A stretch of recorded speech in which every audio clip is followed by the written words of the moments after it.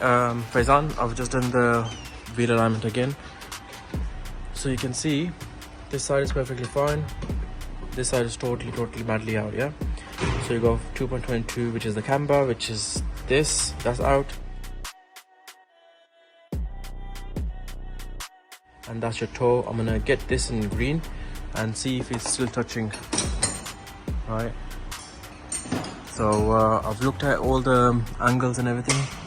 They all look fine. You will need to go to a body shop for straightening. Most likely one of your something is bent basically. Either it's your suspension arm, hub, something is not right. So I can't say anything by looking at it. You can't tell. That's the problem here. Always go with the new parts.